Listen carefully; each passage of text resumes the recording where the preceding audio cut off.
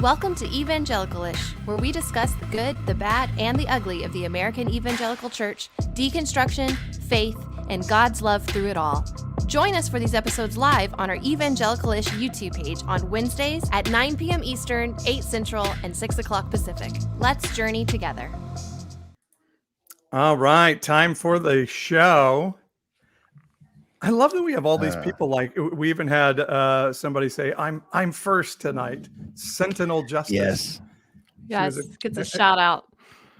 Yeah, absolutely. When you show up first, you get a shout out. That's right. So congrats on being first tonight.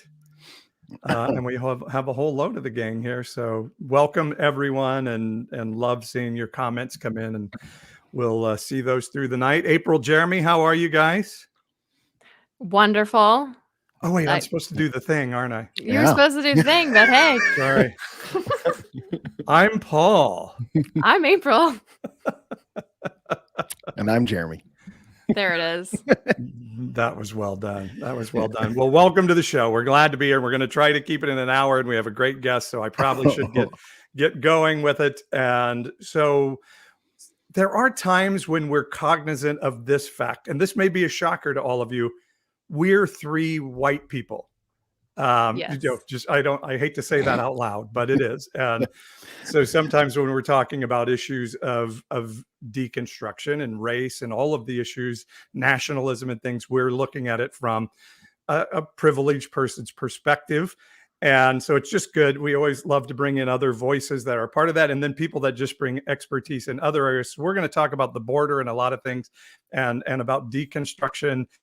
Yes, Liv is saying what? Yes, that's right. We're three white people, and so I hate to bring on our guest in the midst of that and say a person of color, but it is the truth. And a pastor. He's been a pastor for 30 years. And when you see Alex Vaiz, our guest today, you'll think, well, he must have become a pastor when he was 6 years old, because he looks about 30.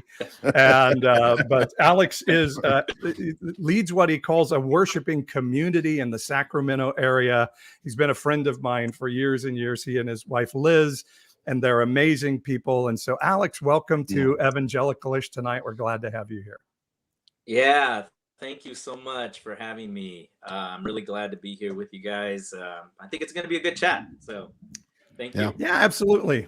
Like I said, we're going to talk about the border and stuff in a bit, but you and I have some history. We served on a board of a church network of churches together, have been friends for a long time. And I just want you to tell a little bit of your story, since we're talking to a lot of people that are on this deconstruction journey. I know you and your wife, in the midst of pastoring, sort of had your faith maybe deconstructed is the right word, and also were sort of faced with what was this growing sort of white evangelical nationalism in the middle of it all. So just talk about that journey, how that was for you guys, and eventually you had to come and say, hey, we've got to step off this board because this just isn't us. And so tell us a little bit about that story. Well, I think throughout our, my wife and I have been married for 27 years, and it was arranged at 5 or 6 years old. And no, just joking. You had me. You like legit had me. Well, actually, we were 12. No, no. We got married young. I was 22. She was 23. And but we met at Bible school, which was something, totally, let's just say, expected. A lot of people tend to go to Bible school to get married, not just to study. The MRS degree, right? Mm-hmm. Cringe. Good grief. But it's so funny, because when I went, it was like there was no way. I told everybody my objective, my purpose is not to meet anybody or get married. I'm going to dig myself in my books, and of course that didn't happen. Yeah. But I think every Christian college, in Spring. Right. Ring. Told me last night that you were going to be my wife. Yep, happened to me. Nice. There you go. Not by my husband. Got it wrong. Yeah. Yeah, that vision didn't work out real well, did it? No, it did not. No. We need to find that false prophet and stone him. Oh, And our no. guest next week. Oh gosh. Oh, this is like Mari, evangelical Yeah. Mari. Stop. We have somebody Come on backstage, down. April. Oh gosh. No, please, that's Alex, funny. continue. Go ahead, Alex. Just ignore us. No, it's all good. When we met, and we were part of a denomination generationally, her dad, my dad, not even her grandparents, my grandparents were ministry. My grandpa was a church planter, planted like, I don't know how many churches. And my dad after that was a minister. And then of course I felt the call to go into ministry. But we, for the most part, engaged. Yes, it was a denomination, a bilingual Spanish, English denomination, mostly Spanish. But we didn't engage close up the immigrant issue and basically engaging the immigrant community. So it wasn't until both my wife and I, right after we got married, we were sent out to the Central Valley of California. And Paul knows that, he's from Fresno, and we were in that area. Central Cali. And so we were in that area. Well, people, well, I'm not going to go there. Anyways, what people think about Fresno up here. We know it well. And we say the same about Bakersfield. So yeah, that's how it goes. Oh gosh. Anyways, yeah. Is there like some internal California struggle that I am not aware of here in Oklahoma? Is that the thing? Well, it's tend to, they tend to call it the armpit of the state. But anyways, Aw. And then we say Bakersfield is a little south of there. So yeah. Right. So anyways, Oh. but that was rough. But we were sent out into that area. What really, I mean, speaking of, from a negative point of view now to something very positive, of course, was that we went to pastor in a small town called Orange Cove, which is filled with a lot of orange groves and just fields of orange groves. And so 90% of the town that we went to, be pastors in were immigrants, Mexican immigrants. So we engaged that community like right up front. And for us, it was just a whole different perspective. That I could say was the beginning of, in some ways, a deconstruction for us. Because, we were, conservative theology, conservative perspective, and what we call, and I know we've been calling it deconstruction, but we call it decolonizing. So, and what we've been doing is decolonizing our faith. And that was the start of the decolonization, I would say, because we started engaging immigrants and we started seeing the injustices that were going on with the whole immigration system. As we already know, it's so messed up. But what was even worse was more and more the attitudes of the evangelical church toward that community. And so that's where we got kind of stuck in the middle, because we were a part of that community. And then we come and engage this immigrant community. And I had even people telling me, how could you pastor illegals? You're sinning for doing this. And so I'm like, what are you talking about? They're people, they're humans. They're the image of God, and so so many things that were going on in that deconstruction part of my faith, that decolonizing of it. So through those years, and this is what I say, they're the ones that baptized us. Basically, they represented Christ to us, because the more marginalized, that's where you're going to find Christ. And we found Jesus there, and we're here thinking, that we were going to take Jesus to them and preach to them the gospel and teach them. We're the ones that ended and transform them. We were the ones that ended up being transformed by their humility, by their love, by their community and their interdependence. And that was something that transformed us in such a Alex, can I interject something real quickly? Just in Central California is an ag-based economy. Everything is ag Right. here. We grow everything. And so much of our economy is driven and has been driven for decades and decades and decades by illegal immigration. We invited illegals to come so that we could get cheap labor and are rectifying the situation to some extent, but still. So when you're talking about a city like, or a town like Orange Cove, we're talking about a lot of immigrants or second generation from illegals, DACA dreamers that have come to work the fields so that we can have really inexpensive almonds and nuts and oranges and cotton and all the things that we grow here.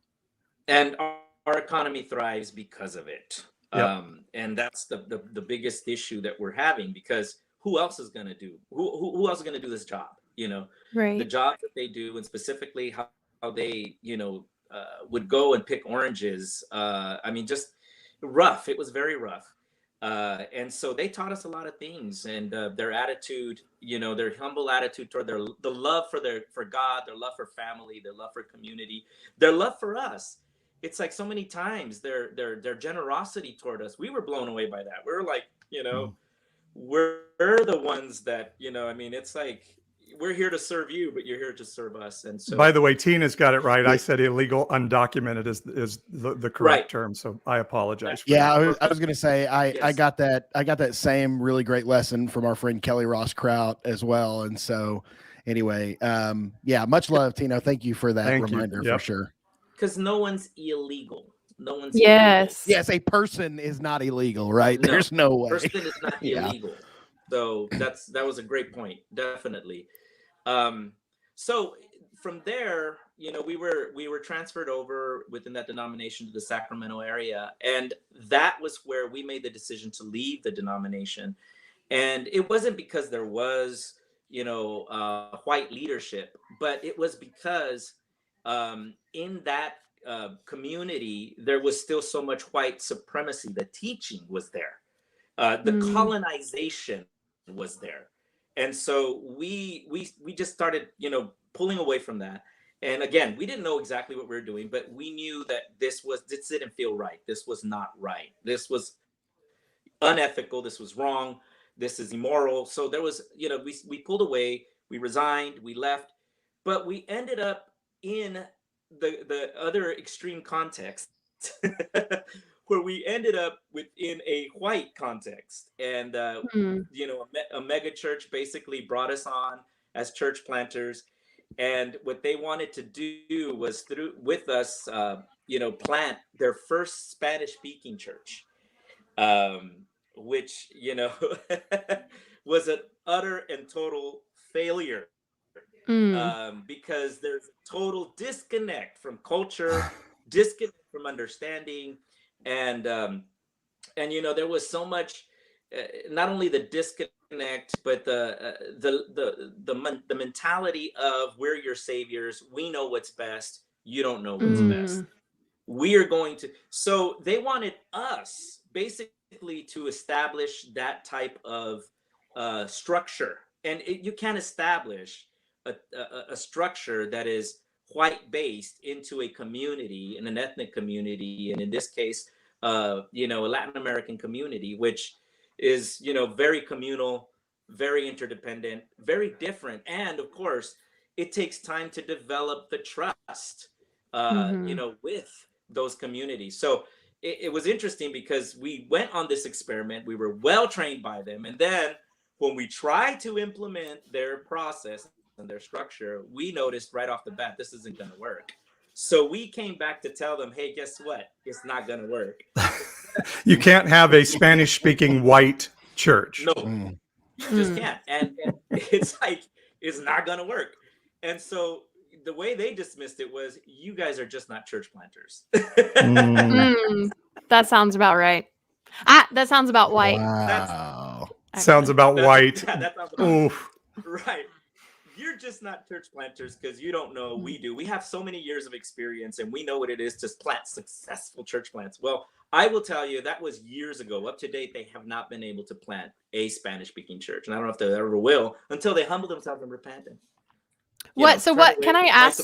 Just There it is. out of curiosity, was it like a satellite church where like you had to bring the messages of the main church to it, or like what were they wanting you to do?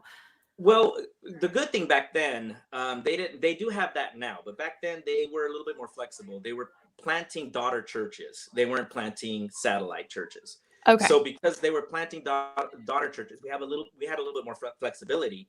But I'm so glad it didn't succeed, because if it would have, I mean, it would have never succeeded anyway. But let's just say that if it would have, up to a certain point, then when they went into that satellite model, that would have been catastrophic.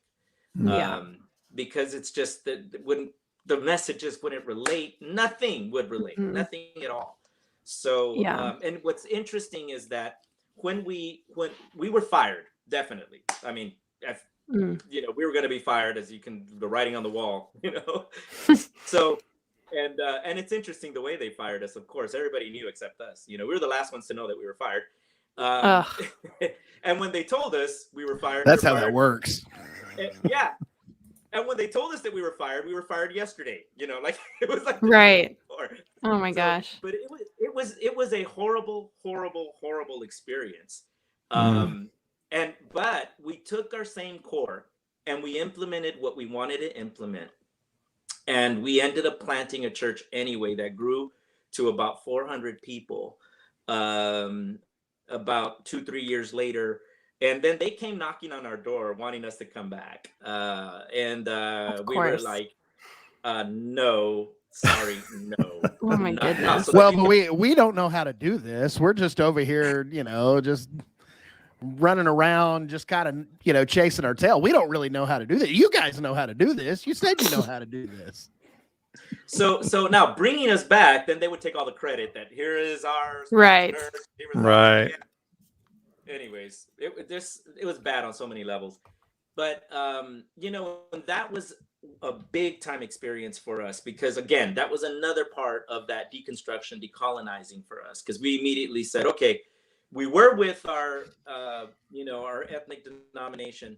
Now we're with white folks, and we got, and it was interesting because I could tell you all of the microaggressions and the, you know, the subtleties and all the things that were going on while we were present. You know, it was so paternalistic. There was so many times where we were offended by things that were said, things that were done.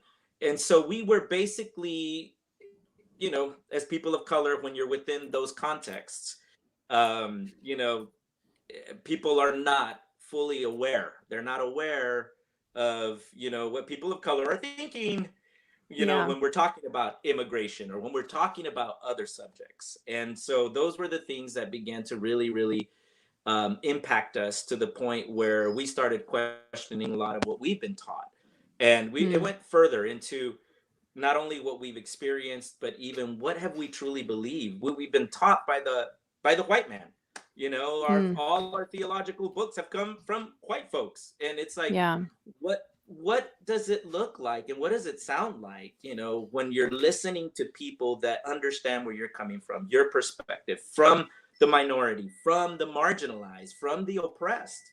What does that look like? And that's what began to open the door for us into truly seeking to decolonize our faith and liberation, to bring liberation to, you know, our community that's oppressed. And that's one of the things that's, you know, immediately we're being demonized because of it. Immediately we're being judged because of it. And so, and when we, through the years, you know, since we had planted that church, we went through so many struggles, because financially we couldn't own our own building. Financially, it was hard for us to sustain our own building. So we had to always be renting off of white churches.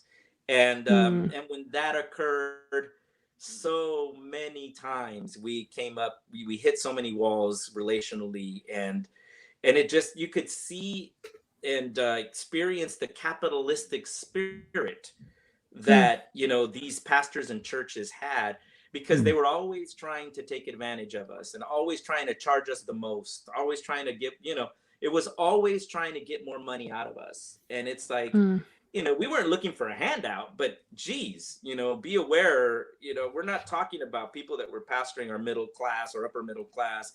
Some people were, but the majority were not. You know, they were in the service jobs. And, you know, so we're dealing with, and especially when the pandemic came around, that was just a big struggle. So there's just so much disconnect going on when it comes to evangelical churches, specifically white evangelicals, to what people of color are experiencing and have experienced throughout. So, and that is a big part of, especially, and I don't even want to go into too much detail with that, but then 2016 came around and the election. What happened in 2016? I keep hearing that number for some reason. I don't know. I don't know, but that is going to go down in history. That's yeah. Oh, Well, yeah. I mean, what was that like for you and for your group of people that you were hanging out with?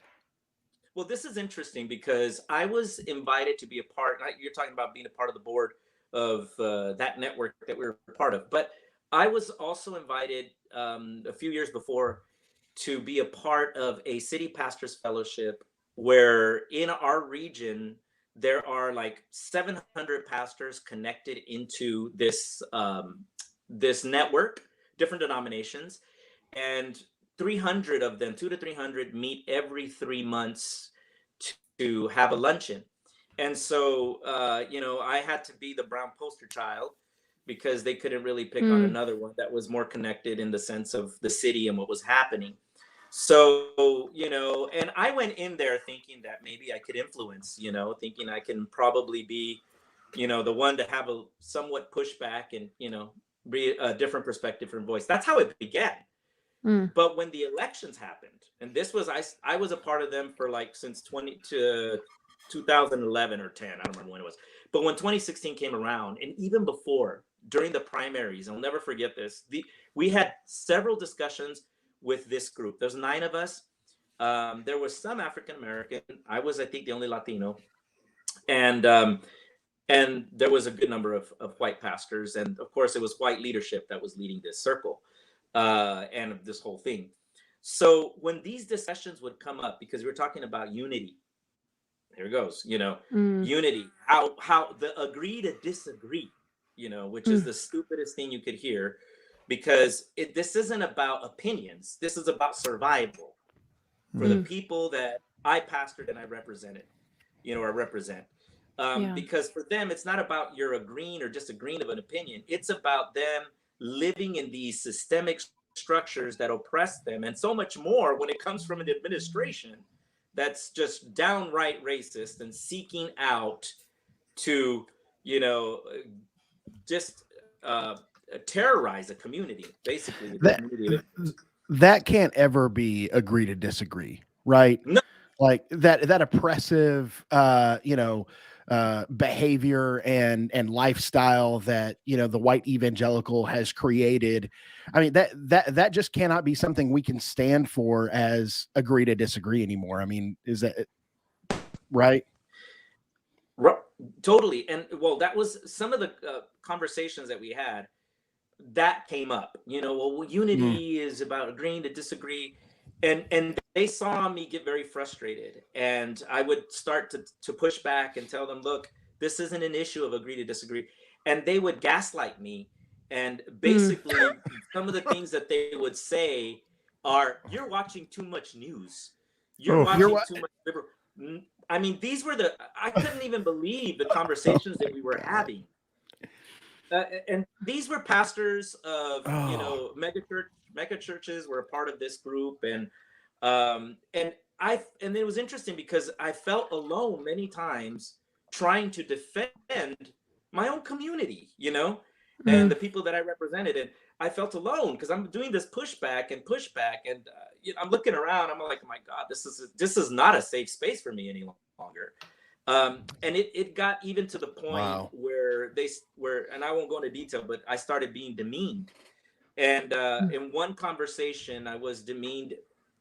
In the middle of that conversation, I stood up, and I remember telling those that were in that room, I cannot ever come back to this space. And so this is not a safe space for me, because there's too much discrimination and even racism here. And it was interesting because when I walked out, several of them ran after me, trying to bring me back, trying to say, oh, just don't worry about this certain specific individual that says, was talking about, so-and-so things. And I said, look, my community is being impacted under this administration.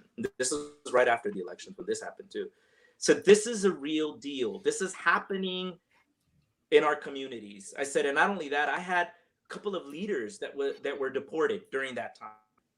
And so when they were deported, you know, it impacted all of our community, you know. So it was a difficult time. And the sad thing was, what I heard from these pastors and these leaders was, in any way, I'm sorry, you know, this is really bad that this is happening. How can we stand with you? How can we support you? No, silence. None of them reached out. None of them said anything. Oh, and I have one more thing to share with you guys. My goodness, how could I forget this? 2017, Mother's Day, 2017. Okay, Mother's Day, 2017. The place was packed out. It was Mother's Day, you know. Families all were there in church. The place was already kind of full. People still driving up, but I was right in front. The first worship song started in the service, and one of our ushers came up to me and said, "Pastor, ICE is in the parking lot." I thought she was joking. I turned around and I laughed. And oh my gosh. And she's known to joke. So I said, now that's a good joke. And she didn't change. Her face did not change. She would have laughed with me, but she just stayed really serious. And I said, really? She said, you better go out there and look.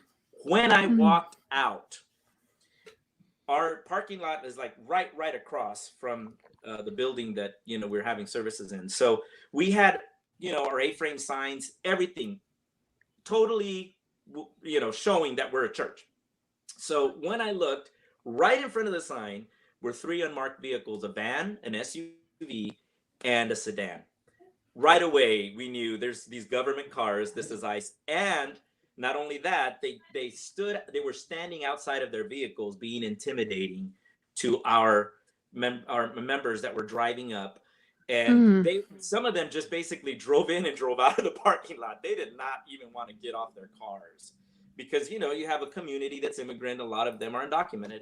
So after that, they left. Well, actually, no. I crossed the street to talk to them.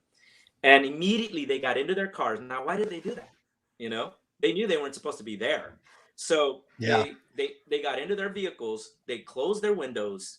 And their windows were, you know, the 100% tint or whatever, where you can't see anything. Yeah. And so I literally stood, the other 2 vehicles drove out, and I stood in front of, yes, unmarked cars. I stood in front of the sedan so that guy wouldn't take off. He literally opened the window just as much like this. And I said, what's going on? Why are you all here? Can I help you? What's going on here? You know? And why are you here? And he said, we're investigating someone here. And I said, someone here from our congregation? This is a church. He said, no, just from the neighborhood. And that's all he said. And he closed the window and he left. Shut the window and left. And of course, I could see it say ICE here. So we tried to communicate with certain officials. We didn't get much answer. We didn't get an answer back. So we went to the press 2 days later. And which was an amazing thing, because not only did the local news catch it, but even all the way New York Times, LA Times. I was getting messages from people out in the East Coast, you know, Southern Cal. People were telling me, hey man, and one of them, I think in LA Times, my picture was like one of the wow. One of their articles, and they had my picture there, and I was like, I didn't even give them permission for that. But it was, of course, they were using that definitely because of, you know, what the administration has said, that, you know, schools and churches were off limits for ICE, and they were there. But it was interesting because when we contacted them, and the lady in charge, the director that was in charge, she said, I think you're confused because, or the reporter that was contacting, actually, I think he was confused because what he saw was probably police, but only the last, you know, 3 letters of police, ICE. And I was like, no, I saw ICE. I know what I saw. Well, it was crazy. They were denying it. And one of the reporters here locally, believe it or not, from Fox News, was actually so she was just behind this thing that 3 days later after that, they came out and admitted it that they were there. But we weren't there because of the church. We didn't know it was a church. Yeah, right. The sign was right in front. So anyways, but it was interesting because during that time, not one phone call came, not one DM, nothing came from the evangelical community for support. On the contrary, we had organizations, for social justice, for equality, that were in the city that came out and supported us. And they were like, next Sunday, we're going to be there, and we'll be your security up. And literally it happened like that. We had an organization that came out, and they just covered that whole front, walking around, watching out. It was an amazing experience for us in that way. But it was sad to see, again, you're impacted again by the evangelical community in that lack of compassion, lack of support, and so forth. So, did it ever shake like your faith in God? Did it shake your faith in general? What was the impact for you and your wife on your faith standing? That's a great question. It definitely affected our faith because, coming from, that's not what I am now, but coming from fundamentalism, those are your fundamental beliefs. So when you're rocking that, you begin to question, oh my God, God, are you even real? Is this a concoction from, oppressors to oppress people, and, so forth, so on. So we were challenging a lot of what we were taught, but what helped us, though, again, was balancing it out. And I think everyone should do this. I believe that what balanced us out was looking reading and learning from people of color that teach about decolonizing our faith and teach about what that looks like. And specifically, this is what we believe wholeheartedly in liberation. When we're looking at it, the gospel that Jesus brought is a holistic gospel. It's not just, for the salvation of your soul. It's for salvation of society. It's for the liberation of society. So yeah, that really transformed us, because as we were questioning our faith, both my wife and I said, you know what, we got to look toward people of color, toward people that are oppressed. What are they saying about faith? And that was one thing that we totally dove into. And I could say that we were transformed by it. We literally, our eyes were open to see the Jesus of the marginalized, Jesus, of the oppressed and of the disenfranchised. And so I think that people that deconstruct, I believe that they should give themselves that opportunity to know that Jesus and then decide for themselves. But I think can I ask, so are you saying you went from a belief that the gospel was about saying a sinner's prayer, becoming a Christian, to something that was more about impacting communities of people? Say a little bit more about that, if you could. Sure. Well, it's interesting that we're talking about the decolonizing of white theology, because white theology, they not only reject the social gospel, but they demonize it too. We're looking at with CRT. That's right. My God, it's like. Yeah, our buddy Mark Driscoll just got on TikTok talking about critical race theory this past week. He's talking about critical theory. Right. He doesn't even say race. Critical theory is bad. No, I saw what he did. But Mark Driscoll is straight garbage, as he's always been. Anyway, Alex, continue. How is that guy even speaking still? I mean, that's what I wanted. I was just talking to Joseph Yu about that the other day, Pastor Joseph Yu from Houston. And our question was real simple.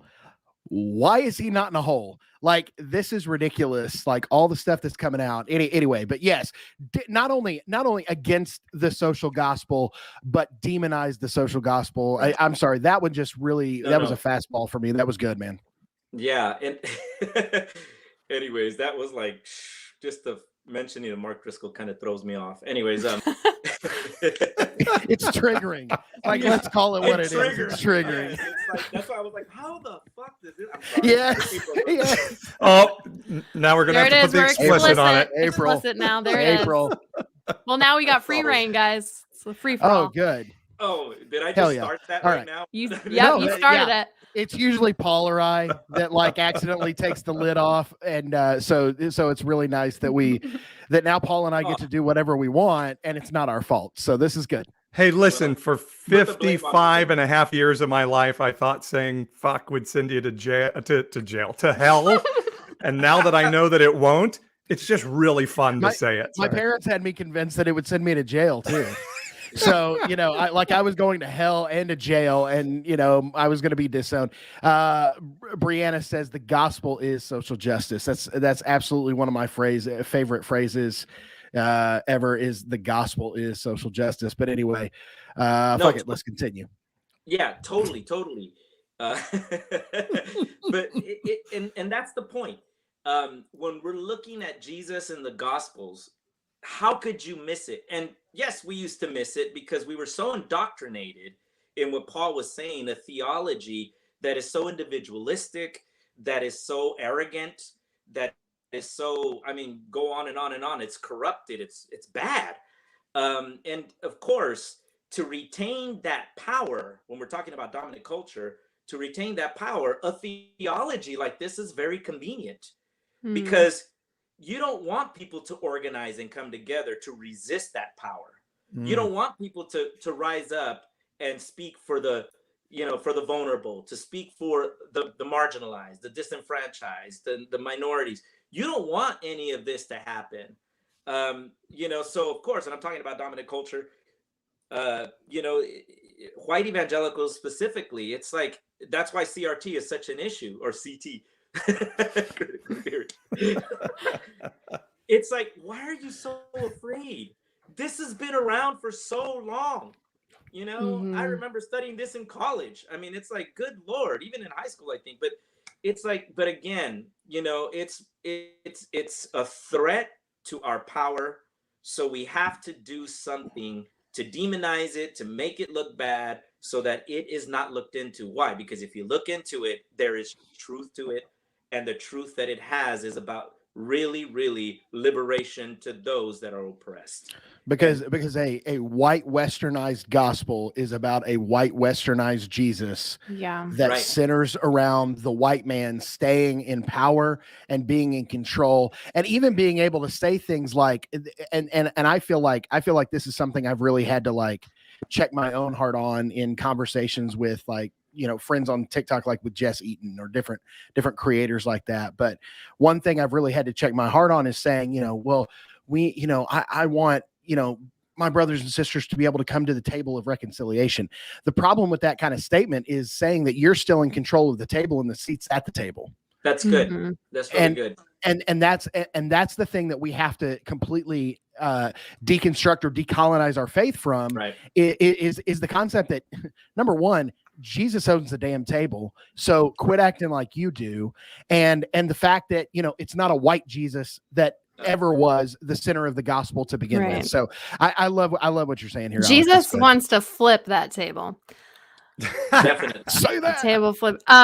Speaking, it's actually really interesting that we're talking about this because I saw a tweet just today.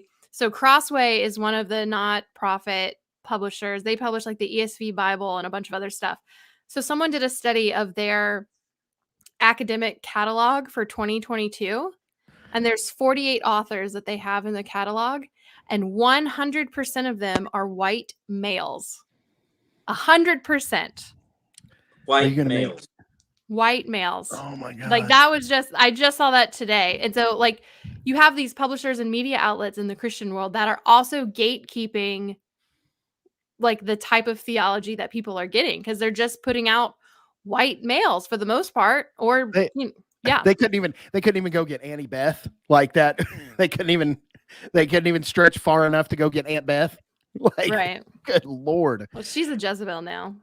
Listen, she's running a great company, See, but the moment you're open to theologians that come from minorities, that come from oppressed groups, they cannot be accepted because they challenge the status quo, they challenge the systemic issues that are going on in our nation, and especially in the evangelical church. And so that's why they're looked at, when you look at theologians, African American theologians, Latino theologians, they're looked at, those are left-wing wackos, liberals, and yet that's not what they're trying to be. They're coming from a perspective of liberation, of this is what we've experienced, and the gospel is let my people go. Yes. We need to be set free. He came to set the captives free. So, I heard, I don't know if you know who D.A. Horton is. He's another guy from California. But he's an incredible preacher. Brother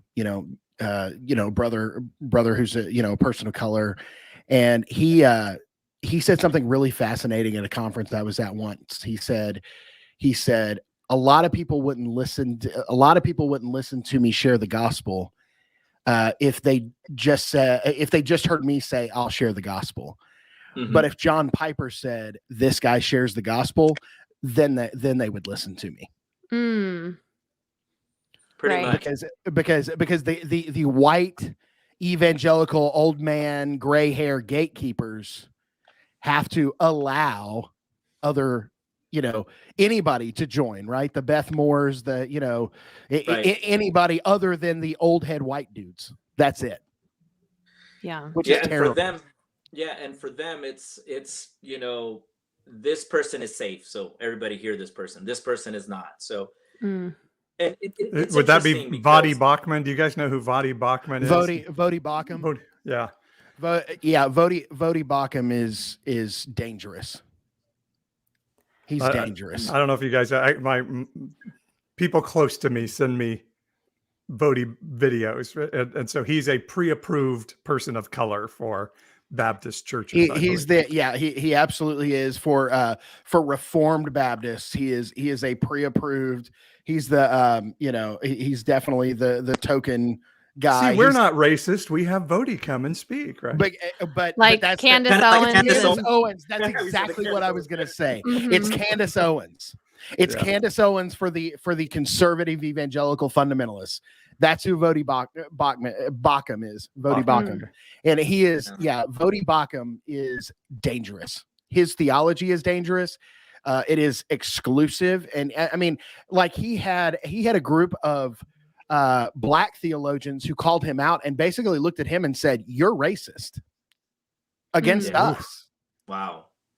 And I mean, that's saying something. Because I think in this country too, it's so easy to be indoctrinated with racism or internalized racism because it's just kind of in the air. Like our founding fathers were racist. Right. Like no one wants to admit that, but that's why critical race theory is so important, or at least some type of true, authentic history, that it's not the white guys just came in and, beat the bad Indians, quote unquote, and saved the world. Like, no, like we were the bad guys. We were the bad guys. Say that. But like no one wants to admit that. They want this perfect fairy tale historical, like perfectly wrapped idea of what our country is, but in reality it's just furthering indoctrination and furthering systems of oppression because no one believes the actual truth of what happened. It pisses me off. It's interesting because when we were there in that area of Orange Cove, I was taking a history class. I was taking a few credits at a community college nearby, and I had, again, been all indoctrinated, and all my historical heroes were white, because that's all I learned. And so I remember going into this class, and from the get-go, was this a Latino professor or instructor? From the get-go, he said, if you're white, he says, and there was a lot of white people in that class too, so it's like maybe a class of 90 of us. He said, if you're white, I'm just going to give you a disclaimer now. You're going to be offended through this whole thing. And if you're Mm. not offended, that means you're on the right side. He just said, Mm. he goes, Wow. he just straight up said it. He says, because I'm going to teach you history from the other side. And he literally, and again, those are experiences for me that impacted me a lot, because I never knew about, from LGBTQ folks that were part of our history, very important. Of course, African Americans and even Latinos throughout the history. And so when you're hearing names that you didn't hear when you were in grade school, and that look like you, and it's very impactful. Yeah. Very, And very indigenous people. Well, because history is written by the winners. Right. To the victor goes the spoils. Yeah. That's the phrase. To the victor goes the spoils every time. And so to the winner goes the history, and to the victor goes the spoils. That's something when I taught social studies, that is literally something that I shared with my students all the time, is so often our history is angled by who the winners were.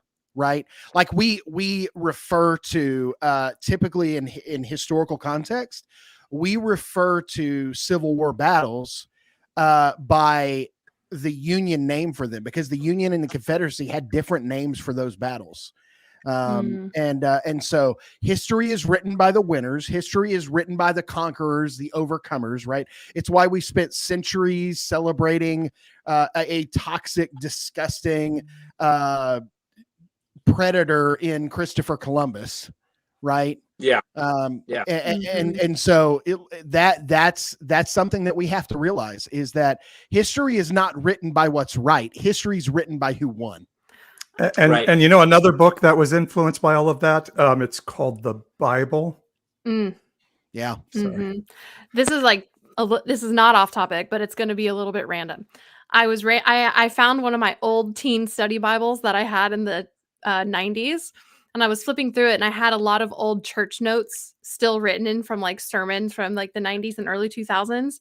And I guess one of those was on the weekend of Columbus Day, or Indigenous Peoples Day. And I had written at the top, Christopher Columbus came to America to make us Christian, was one of my points. And I read it today and was like, oh my gosh, I was so indoctrinated. Wow. It's awful. Or like the one that we used to always say, hey, this country was built on Christian principles. It was built on Christian values. Christian values. Yeah. Completely, genocide to the, to stand for the flag, kneel for the cross. Oh, cringe.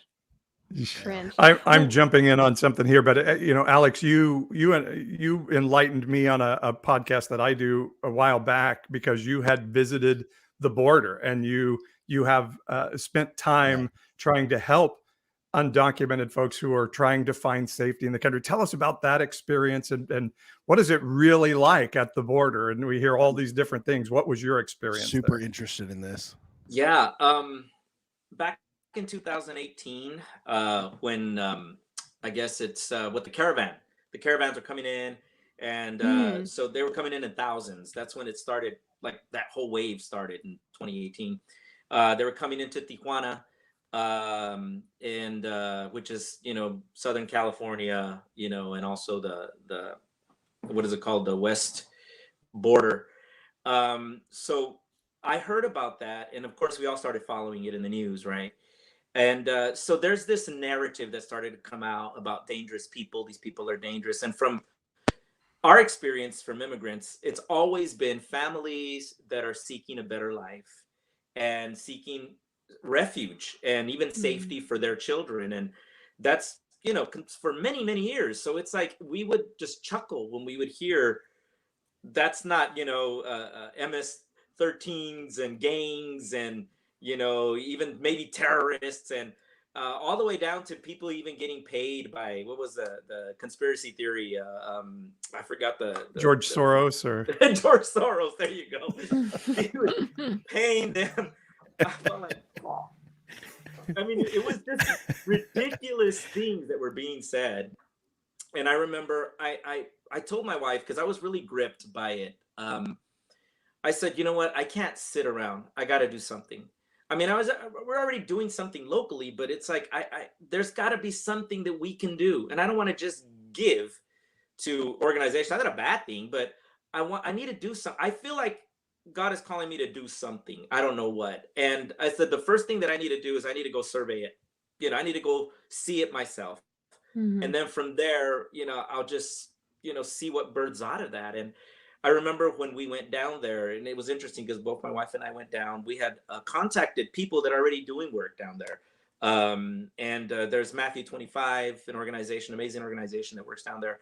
There's also We Care, and we actually connected really well with the leaders of We Care, Pastor Melvin Valiente and his wife. Long story short, we connected with them. We crossed over the border and we visited the shelter of 5,000 people. And it was interesting because they had just moved them into this shelter. Of course, they were all, up in the border, if you remember those images. And just that it was a horrible experience, right? They were trying to cross over. And so they were then all taken to this this place. It's like a very large old nightclub that they converted over into a shelter.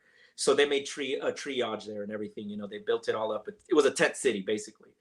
So when we walk in there with a group of pastors and clergy that went with us. And we walked in to just basically, or even beforehand, we went to Costco and we bought a lot of items that they needed in that shelter. That was one thing that we did. We asked what they needed. The shelter said they needed, these things, these items.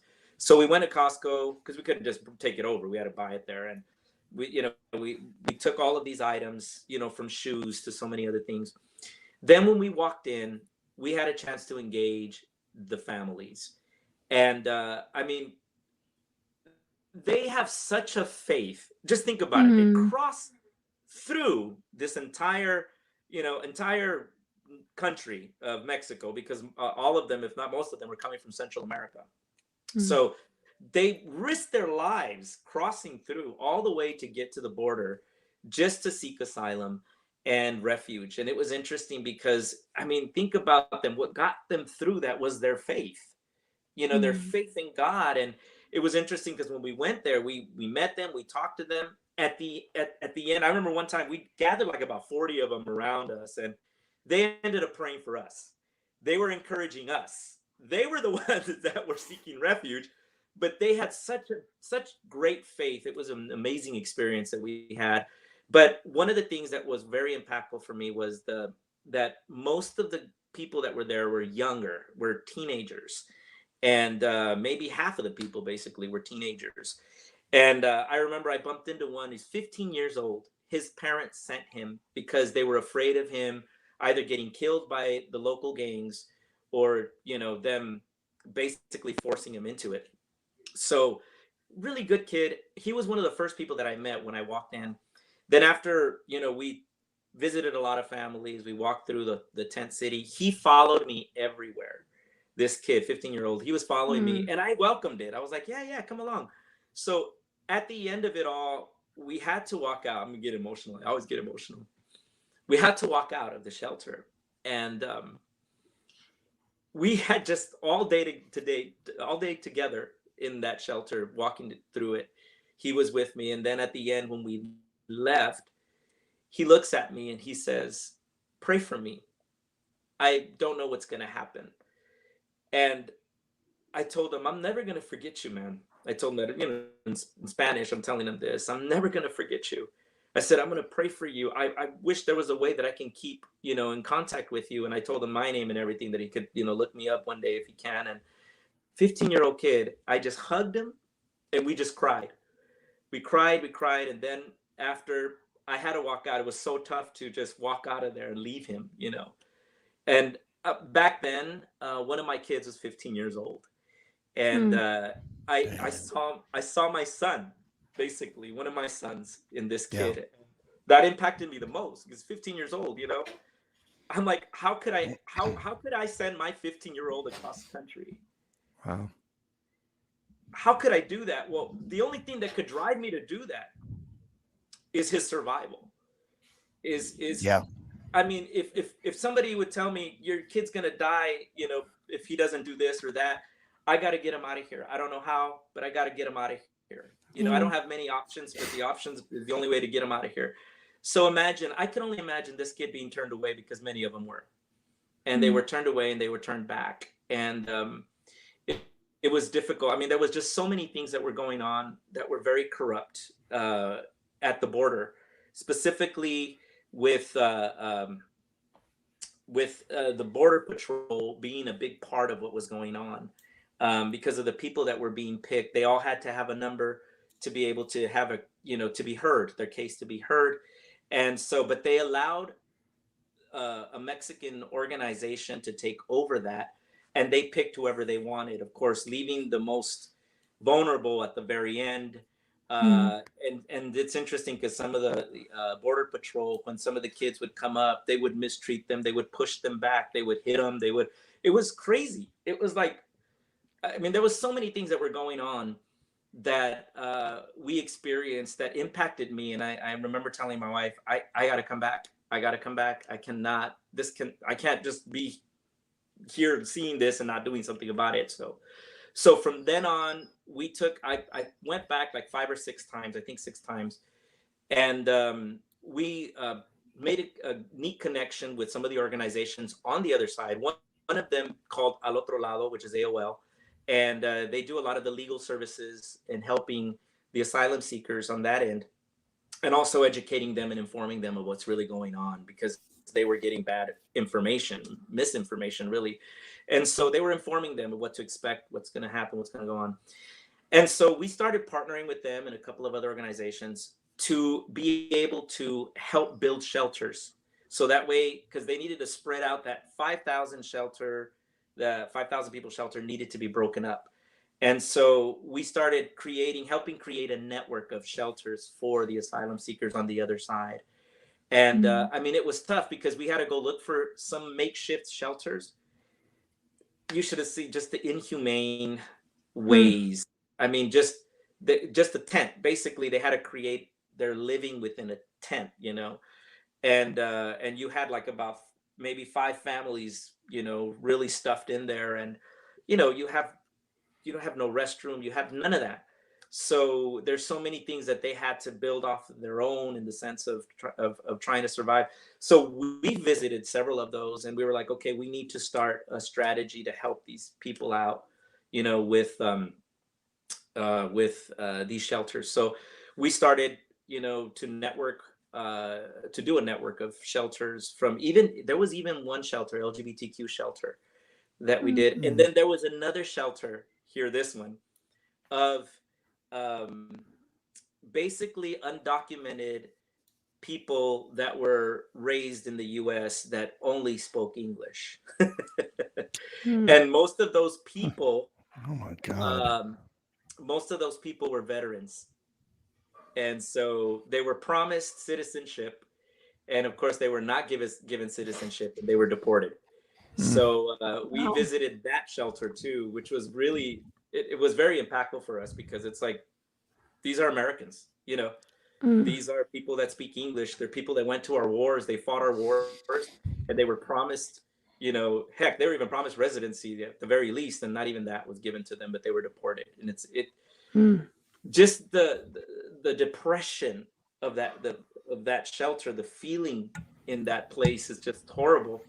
So all of these things are happening, of course, because such a messed up, broken system. And we continue to see that with the Haitians that just came up. And, even before then, when we saw the children in cages. And it's like, this is so immoral.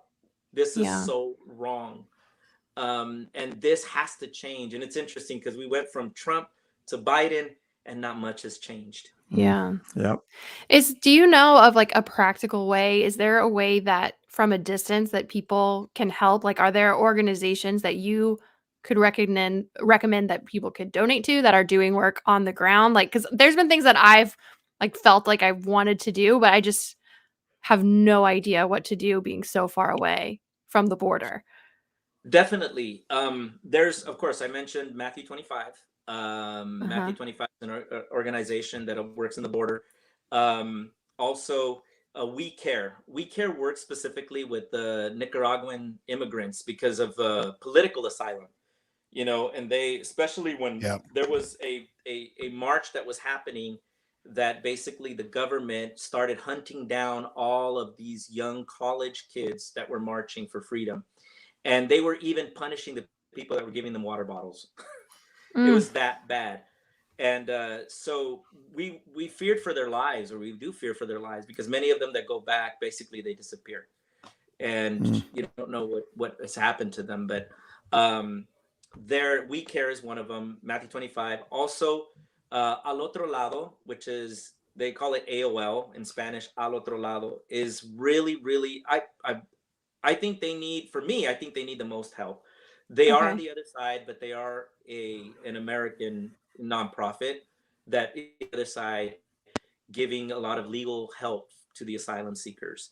And they usually need, and they also need volunteers for people that would like to just go down and serve. Or if people are studying law, immigration law, that's a great place to go to get, some experience in that field. So after this, I want to get links to these sites from you, and I'll put it in the show notes so those listening or watching, if they want to support, they can. There's many more. I'll give you a list of more. That'd be great. I was going to say we should put it in the show notes, and then we can also drop it on our Facebook group page, the Evangelicalish Facebook group, which is a really awesome, active group.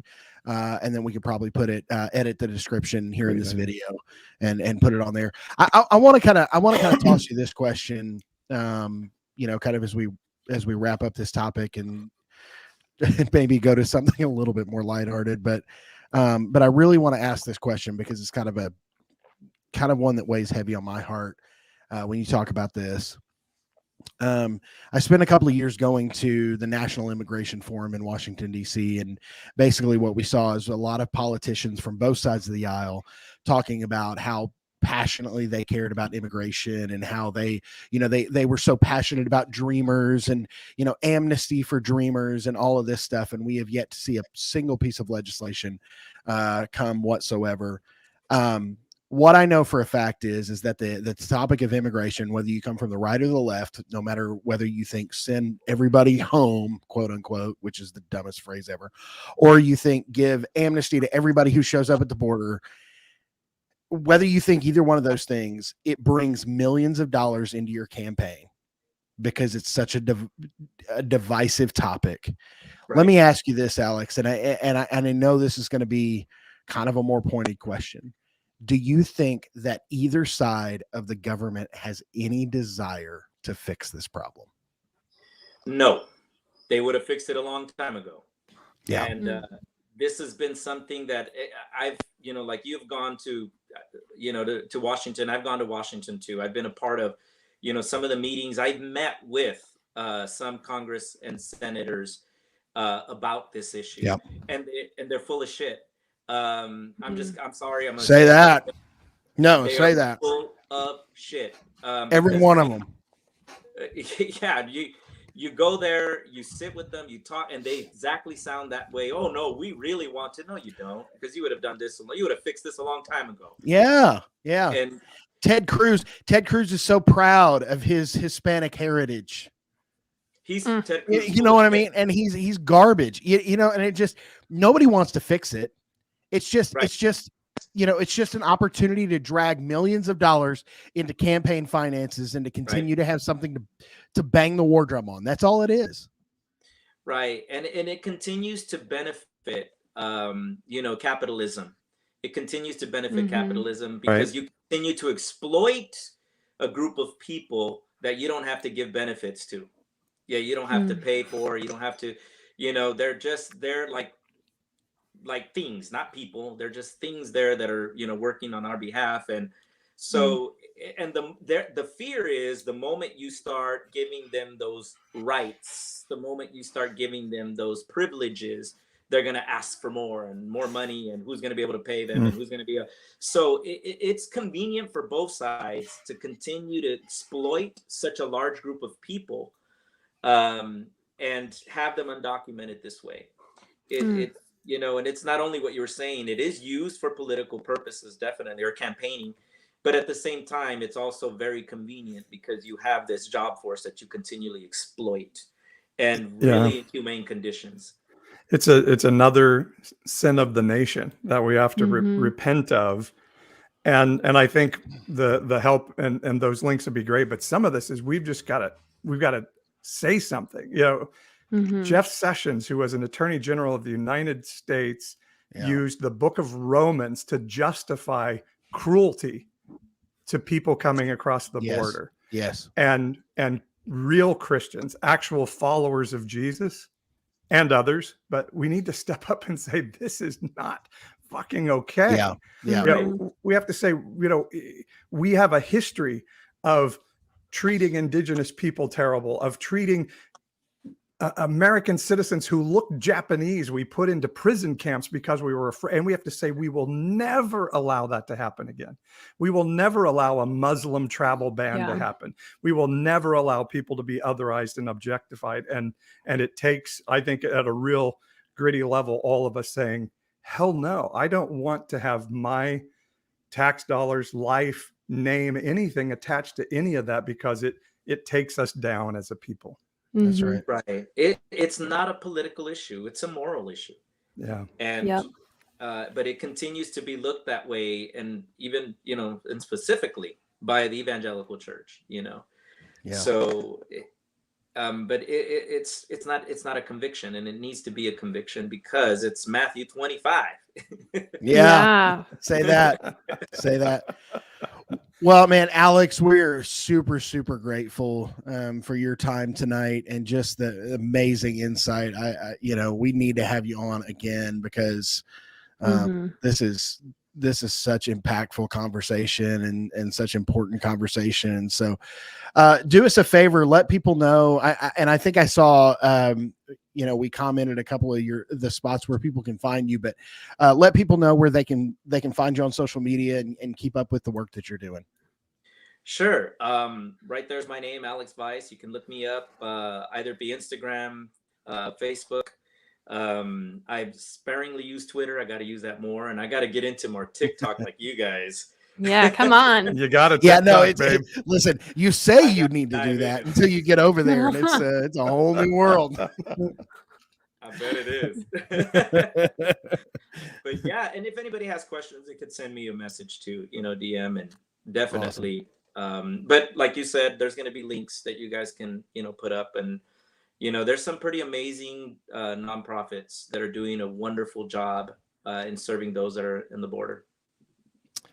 That's awesome, man. Well, like I said, we're just super grateful that you joined us. I'm actually going to make a motion that, I don't know, this conversation's been so good. Alex shared so many things.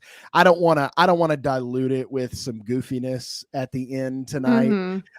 So maybe this is just a good place to land the plane and just appreciate Alex for his story and for his time and the powerful stories he was so gracious to share with us. And so anyway, that would be my motion. And I know this is in real time. So I second that motion, but I do just want to say, this is what my thing was going to be anyway.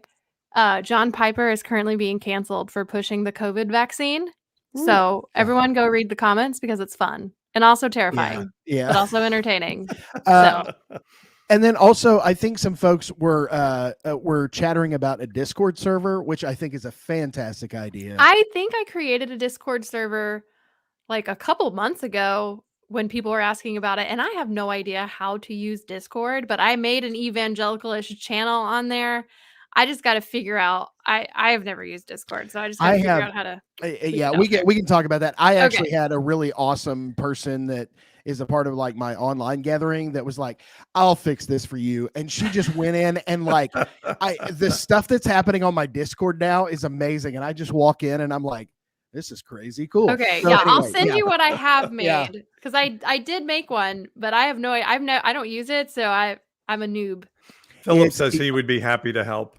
I have zero idea. Like I just kind of created the base of it. And she was like, Jeremy, this is not group me. Hang on. And she just like, it's amazing. Like what is there now is mind blowing. And so Do you know why we should have one? Because I was just thinking the other day, I need another social media platform to maintain. All right. Dude, it's not that. It's not that. It's just really good conversation. And now we have like all these spots. Like if I make ribs on a Friday night for my family, like I have a food and garden section on my Discord server that I can drop that in, and it's specifically about that. I mean, the whole thing is just beautifully laid out where all this conversation happens. It's real community. A Discord server is a really great way to go. I'm just saying, I have no idea what I'm doing on there. We need to find professionals. So that's all I'm saying. Well, I didn't want to jump over it, but I really do appreciate you being here, Alex.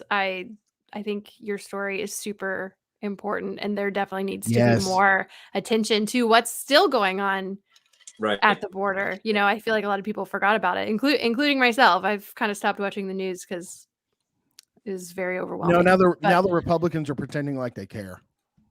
Right. Yeah. Now they care about what's happening at the border. Yeah, I'm like, all of a sudden they're super it. concerned about the humanity at the border. Because Biden is president. That's why. That's exactly right. Yeah. Before it was like, build a fucking wall. We don't want any of this. And then all of a sudden they're down there like and the reason this is so real to me is because we have a lot of immigration here in Oklahoma.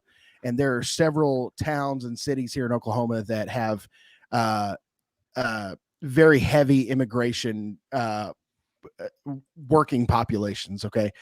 And our senator went down to the border and took videos inside of some of these like shelters or whatever with like people laying there with the aluminum blankets or whatever. Right. And he was like, look at this. Look at it. Would you like to sleep this way with your family? And I'm like, shut up, because you just were banging the drum for a wall.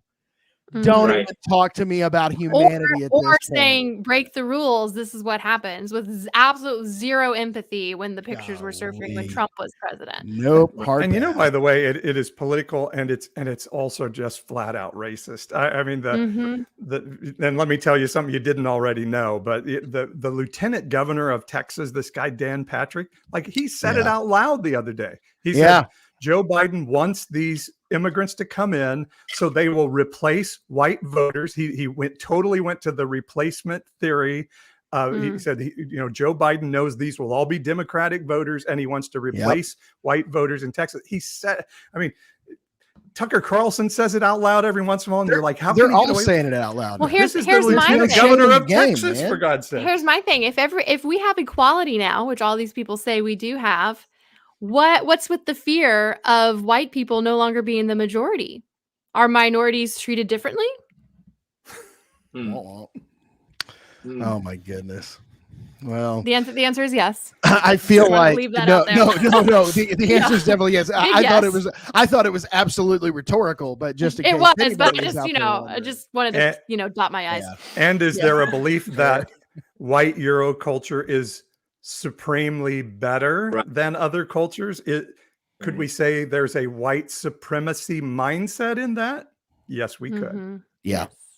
Because you could look at this like the issues of South Africa coming out of apartheid, even though you have a minority of white people who still carries the power, who still, you have that issue here in the US. And it's interesting because here in California now, the population majority is Hispanic in California, but we don't have the power seats, very few are getting up there, but it's not the way, that's not the way it is. And we're even dealing with, and I'm going to throw it out there still. I'm going to throw it out there, but we're even dealing with the liberal racist mindset. Because even though there's people to the left, they're still racist.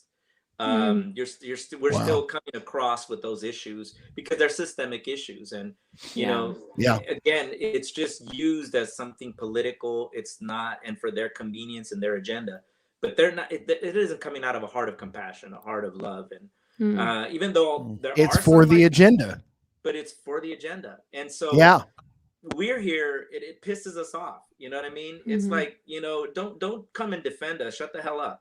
You don't care about it. Don't come in and say you got a heart for us and you really care. We don't need your paternalism here, And that's what's happening. Like, even when we talk about this, like, you know, doing the border thing, and I think it's wonderful. But if people have this idea of they're going to go, you know, evangelize or, you know, do missions, and, you know, please don't go. We don't want you. No. We don't want you there. Yeah. You know, if that's your mentality, don't even get near, you know, go evangelize the Canadians. No, it's bad. That has always been my question, though, is why haven't conservatives screamed and yelled and kicked for a border on the a wall on the north border? If they're all about walls, and they're all about, like, well, you know, you lock your doors at night so people don't come into your home, and this is just for our protection. Well, aren't you worried about our other borders too? Yeah. Right. But it you know, you're just not afraid of the Canadians because they're white. That's the bottom line. So, Right. Well, a president of the United States says, "Why can't we get more people from Norway?" Jesus. Okay. Well, yeah. Let's not even talk about his statement about Colin Powell's passing. Oh my God. Did y'all read that? No, stop. All right. You know what? I guess I haven't read like Trump tweets in so long because he's been banned, and let's just praise the Lord for that. But then reading that statement, oh my gosh. It was just like, I have been out of it. So I was shocked for a moment. And then I remembered, oh my gosh, this was every day for 4 years. Yeah. I mean, how could just Christians justify that? I mean, it's like, gosh, over and over. And it's so cool in this sense that it shocks us again, because this is what we would always hear and read right every fucking day. It feels every day. Good. Yeah, it feels good that this is uncomfortable again. From 2016 to 2020, you know, it's like, dear Lord, you know. You just never know you never knew what the next day was going to bring. Anyway, all right. Alex, great stuff, man. Thanks for joining us. That was our 2 minutes, right?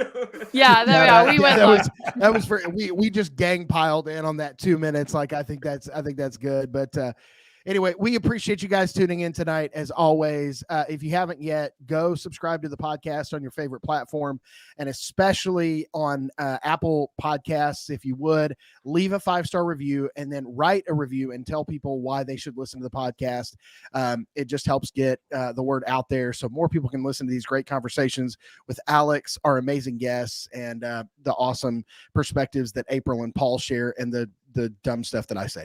So anyway, if you guys could, definitely do that.